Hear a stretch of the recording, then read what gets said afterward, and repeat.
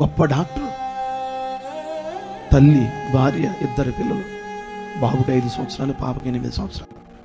విజయవాడలోనే ఒక గొప్ప హాస్పిటల్ కట్టాడు డాక్టర్ గారు. ఏదో ఆర్థిక పరిస్థితులు, వాళ్ళు వీళ్ళు నిందలు, వాళ్ళు వీళ్ళు ఎన్నో మాట్లాడుతున్నారని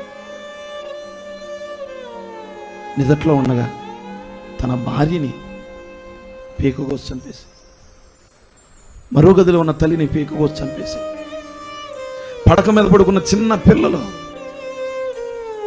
పీక కోసేసి